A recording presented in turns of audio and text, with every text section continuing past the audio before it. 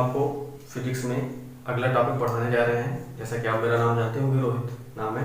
ठीक, हमारे वीडियो को शेयर किया करिए और सब्सक्राइब भी किया करिए। ठीक है, और लाइक करना मत भूला करें। ठीक है, आप लोग लाइक नहीं करते हैं और वीडियो देख लेते हैं। ठीक, आइए देखिएगा, आज आपको पढ़ना है एक समान वैद्युत क्षेत्र में स्थित वैद्युत द्विध्रुव पर बलयुक्त के बारे में पढ़ना है। ठीक है, देखिएगा, ये आपका एक समान वैद्युत क्षेत्र लिया गया है। ये लाइनें आपको एक समान यूनिफॉर्म इलेक्ट्रिक फील्ड को रिप्रेजेंट कर रही थी। इस यूनिफॉर्म इलेक्ट्रिक फील्ड में करना क्या है, आपको एक इलेक्ट्रिक डायपोल लेना है।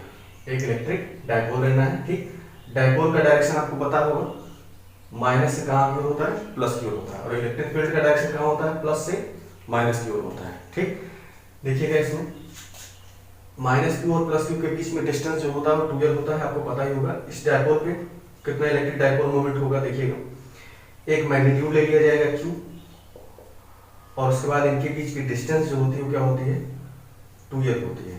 ठीक, इनके बीच की डिस्टेंस क्या होती है, 2l होती है। इसे कहा जाता है इलेक्ट्रिक डायपोल मोमेंट, वैद्युत द्विध्रुव आघूर्ण कहा जाता है। ठीक है, अब देखिएगा इसके आगे क्या करना है। ये जब इलेक्ट्रिक फील्ड में रखा जाएगा तो रखने से होगा क्या, इलेक्ट्रिक फील्ड में जब वैद्युत द्विध्रुव को रखेंगे तो ये इसको घुमाने का प्रयास करेगा। ठीक है, इस इलेक्ट्रिक डायपोल को क्या करेगा, घुमाने का प्रयास करेगा। ठीक है, प्लस क्यू से माइनस क्यू की ओर लाने का कोशिश करेगा, लेकिन कौन करेगा, ये भी तो दिक्कत है। देखिएगा कौन करेगा, प्लस क्यू चार्ज के कारण जब इसे इलेक्ट्रिक फील्ड में रखेंगे तो इसके ऊपर एक फोर्स लगेगा, वो भी ई की डायरेक्शन में। प्लस क्यू चार्ज के बाद ई की डायरेक्शन में फोर्स लगेगा। ठीक, और माइनस क्यू चार्ज की वजह से फोर्स जो होगा बैकवर्ड लगेगा, पीछे की ओर लगेगा। ठीक है, यही दोनों फोर्स मिल करके ही क्या करेंगे, इसे रोटेट कराने की कोशिश करेंगे, घुमाने की कोशिश करेंगे। ठीक है, इसको घुमाने में जो प्रयत्न किया जा रहा है इसी को आपका जो है बलयुक्त का आघूर्ण कहा जाएगा। समझ रहे हैं। ठीक, तो जब किसी वैद्युत द्विध्रुव को एक समान वैद्युत क्षेत्र में रखा जाता है, ठीक, तो इस पर दो बलयुग्म कार्य करते हैं, एक ये है और एक ये है। ठीक, ये दोनों क्या है, सेम होते हैं। ठीक है, अगर प्लस क्यू पर 10 न्यूटन का फोर्स लग रहा होगा तो माइनस क्यू पर भी कितने फोर्स का न्यूटन लगेगा, 10 न्यूटन का ही लगेगा। ठीक, अब इसको घुमाने का जब प्रयास करेंगे, ठीक है, तो उसी समय क्या होगा, वैद्युत द्विध्रुव आघूर्ण, बलयुक्त आघूर्ण जनरेट हो जाएगा। ठीक, इसको जो है प्रत्यानयन बलयुक्त भी कहा जाता है। ठीक, प्रत्यानयन बलयुक्त भी कहा जाता है, क्योंकि ये फोर्स जो होते हैं रिस्टोरिंग होते हैं। कहने का मतलब ये होता है कि कोई भी चीज जो हम देख नहीं सकते, केवल फील कर सकते हैं। ठीक, तो यहाँ देखिएगा, ये इसको घुमाने का प्रयास करेगा, तो घुमाने का प्रयास करने में क्या होगा, ये कुछ इसकी पोजीशंस बनेंगी। ठीक है, उनके बारे में भी आगे हम बताएंगे, फिलहाल इसके बारे में जान लेते हैं। तो डेफिनेशन हमने बता ही दिया है आपको, कैसे लिखा जाएगा। जब किसी वैद्युत क्षेत्र में किसी वैद्युत द्विध्रुव आघूर्ण को रखा जाता है तो रखने से क्या होता है, इस पर दो बल युग्म कार्य करते हैं।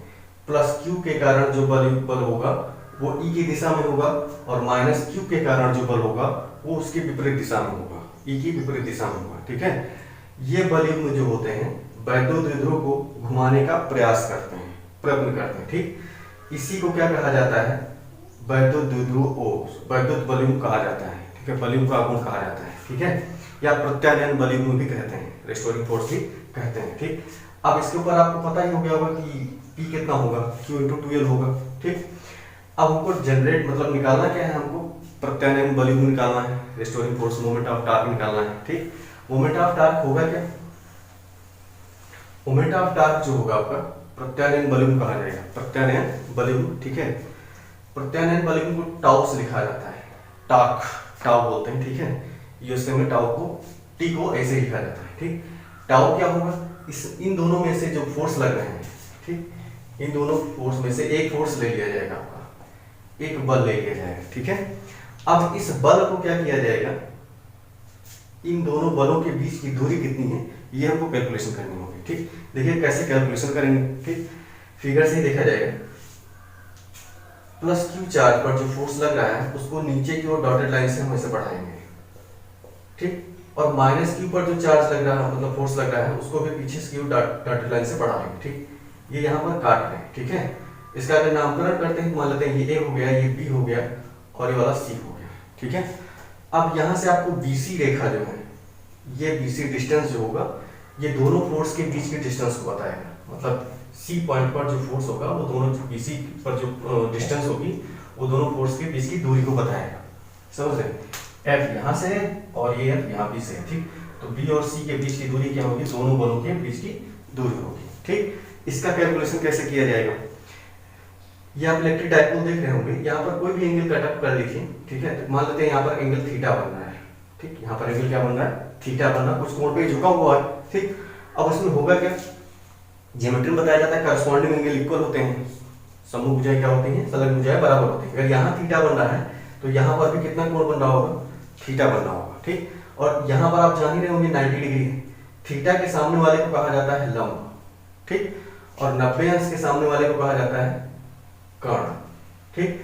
अब देखिएगा लंब और कर्ण में रिलेशन बनता है, लंब और कर्ण में रिलेशन बनता है, काहे का रिलेशन बनता है, sine theta is equal to लंब बटा कर्ण होता है। लंब कितना हो जाएगा आपका BC हो जाएगा और कर्ण कितना हो जाएगा, ये आपका हो जाएगा AB, ठीक। BC ही आपको निकालना है, दोनों फोर्स के बीच की डिस्टेंस निकालनी है। यहाँ पर जो दो बलयुग कारक हैं, दोनों बलयुग के बीच की दूरी, के बीच दूरी क्या है, ठीक। ये BC ही होगा आपका, ठीक। शॉर्टकट में लिख लेते हैं tau equal to F into BC। तो BC हम कैलकुलेट कर लेते हैं, तो साइन थीटा आपका ऐसे रह जाएगा, ठीक। BC आपको निकालना ही है। यहाँ से AB ये डायपोल का डिस्टेंस कितना है, 2L है, ठीक। अब यहाँ से अगर BC कैलकुलेट करते हैं तो BC हमारा आ जाएगा 2L साइन थीटा, ये 2L चला जाएगा साइन थीटा के पास, ठीक। और BC बच जाएगा, BC बराबर हो जाएगा 2L साइन थीटा, ठीक। देखिएगा कैसे, तो यहां से हम अगर BC निकालते हैं कितना आता है, BC इक्वल टू आता है 2L साइन थीटा, ठीक। पाइथागोरस थ्योरम का यूज करके निकाला गया है, ठीक है। आगे देखते हैं F इंटू BC कितना हो जाएगा, BC आपका 2L साइन थीटा हो जाएगा, ठीक। और F इज इक्वल टू क्या होता है, QE होता है, ठीक। चार्ज प्लस Q के कारण कितना हो जाएगा, प्लस QE हो जाएगा, और इस चार्ज के कारण क्या हो जाएगा, माइनस QE हो जाएगा, ठीक। तो F को रिप्लेस कर देंगे किससे, QE से रिप्लेस कर देंगे, 2L ऐसे रहेगा और साइन थीटा ऐसे रहेगा, ठीक। अब ये Q और 2L, ये Q और 2L हमारे क्या होते हैं, इलेक्ट्रिक डाइपोल होते हैं, ठीक। तो इसको हम रिप्लेस कर देंगे किससे, E ऐसे लिख लेते हैं, Q और 2L की जगह क्या लिख देते हैं, P लिख देते हैं, और E बगल में लिख दिया ऐसे, ये हो गया साइन थीटा। ये आपका निकल आया प्रत्यानयन बलयुग का कोण, ठीक, या बलयुग का कोण भी केवल कहा जाएगा, ठीक है। अब इसके आगे देखते हैं जो कुछ केसेस हैं, ठीक। केसेस में क्या है, जैसे देखिएगा फर्स्ट केस आपको बताया गया है कि जब आपका P परपेंडिकुलर हो E के, मतलब कहने का ये है कि ये आपका बलयुग में जो लिया गया है, ये बलयुग जो वैद्युत एक समान वैद्युत क्षेत्र है, एक समान वैद्युत क्षेत्र जो है, इसके ये आपका P क्या हो जाए, लंबा लंबा हो जाए, ठीक। जैसे हमने दिखाया है, पहली पोजीशन इसकी क्या थी, ऐसी थी, जैसे यहाँ फिगर बना हुआ सेम वही है, ठीक। उसके आगे क्या हुआ है, जब हमने परपेंडिकुलर कहा है, लंबवत कहा है, P क्या हो रहा है, P लंबवत है किसके,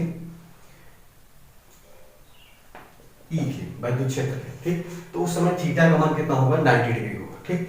90 डिग्री का मतलब होता है कि जो थीटा कोण बन रहा था यहाँ पे, ठीक, ये थीटा बराबर आपको 90 डिग्री लगेगा। 90 डिग्री का मतलब होता है कि इसको उठा कर ढकेल देंगे, ठीक है। जैसे समझ लीजिए सीढ़ी है, सीढ़ी को क्या किया जाएगा, एकदम सीधा खड़ा कर दिया जाएगा, ठीक। जब सीधा खड़ा करेंगे तो आपका सीढ़ी ऐसे हो जाएगा, ठीक। और उसके बाद ये आपका जो ये वाला साइड था BC वाला, ठीक, तो BC वाला यहाँ पर आपका हाइपोटेनस बन जाएगा, कर्ण बन जाएगा, ठीक है। और उस टाइम यहाँ पर 90 डिग्री एंगल हो जाएगा, ठीक। तब आपका टाउ कितना होगा, तब टाउ क्या होगा, ये PE रहेगा और साइन थीटा के आप 90 डिग्री रखेंगे, तो 90 डिग्री रखने से साइन 90 का मान कितना हो जाएगा, 1 हो जाएगा। तो उस समय टाउ जो होगा आपका P हो जाएगा, ठीक। इसी समय जो होता है टाउ सबसे ज्यादा होता है, इसी समय टाउ क्या होता है, सबसे अधिकतम होता है, ठीक। आगे देखते हैं, जब P पैरेलल E हो, P पैरेलल E हो, P पैरेलल E का मतलब होता है कि P समांतर है E के, ये समांतर का सिंबल होता है, ठीक। और किसकी दिशा में, E की दिशा में, ठीक है। इसको दो तरफ गिराया जा सकता है, एक तो हम इधर ई की दिशा में गिरा सकते हैं और एक ई की विपरीत दिशा में गिरा सकते हैं। ठीक, जब ई की दिशा में गिराएंगे तो इसे पैरेलल करने के लिए क्या करना पड़ेगा, एकदम नीचे लाना पड़ेगा, स्लाइड करना पड़ेगा। देखिए इसको पकड़ के नीचे लाएंगे तो ये थीटा हमारा कुछ एंगल था, यहाँ पर से 90 हुआ था। ठीक, अब इसको 90 न करके हमको इसको समांतर लाना है ई के, इसलिए इस रेखा के क्या करना, समांतर लाना। समांतर लाने का मतलब होता है कि ये चीज इससे पैरेलल हो जाएगी, एक रेखा दूसरी रेखा क्या हो जाएगी, पैरेलल हो जाएगी। तो हमारा वैद्युत द्विध्रुव जो होगा ई के क्या हो जाएगा, पैरेलल हो जाएगा। ठीक, वो भी किसकी दिशा में, ई की दिशा में। इसको हमने घुमा करके रोटेट करके इधर लाया। ठीक, ई की दिशा में किया है। ठीक, उस समय थीटा का मान क्या हो जाएगा, 0 हो जाएगा। पहले से यहाँ थीटा था 90 था तो खड़ा किया, जब इधर नीचे लाएंगे तो क्या हो जाएगा, 0 हो जाएगा, कोई एंगल नहीं रह जाएगा। ठीक, तो उस समय आपका टाउ का मान जो होगा क्या कहा जाएगा, 0 हो जाएगा। पीई रहेगा, थीटा का मान जैसे ही आप 0 रखेंगे तो साइन 0 0 हो जाएगा और 0 का मल्टीप्लाई किसी से करिएगा तो क्या हो जाएगा, सब कुछ 0 हो जाएगा। ठीक, इसके आगे देखिएगा, जब P पैरेलल हो ई के, लेकिन ई की विपरीत दिशा की बात कीजिए। विपरीत दिशा का मतलब होता है कि ये प्लस Q जो चार्ज था आपका इधर ना करके, ई की दिशा में ना करके उधर ढकेला जाए। ठीक, तो इसको क्या किया जाएगा, बाहर से फोर्स लगा करके काम करना पड़ेगा, समझ रहे हैं। ठीक, इधर आ रहा है, ई की दिशा में आ रहा है, तो कोई स्ट्रगल नहीं, कोई मेहनत नहीं। ठीक, तो इस कंडीशन को कहा जाता है संतुलन स्थिति। पेपर में पूछ सकता है इस संतुलन स्थिति में प्रत्यानयन बल का मान कितना होता है, तो 0 होता है। ठीक, अब जब विपरीत दिशा की बात की जाए मतलब अपोजिट में, तो अपोजिट में लाने के लिए हमको बाहर से कुछ ना कुछ करना पड़ेगा एक्टिविटी। ठीक, तो इसको क्या करना पड़ेगा, सीढ़ी खड़ी है तो इसको क्या करना पड़ेगा, ढकेलना पड़ेगा उधर की ओर। ठीक है, इसको ढकेलना नहीं पड़ेगा, ये अपने आप में नीचे आ जाएगा। ठीक, क्योंकि ई की दिशा इधर ही है।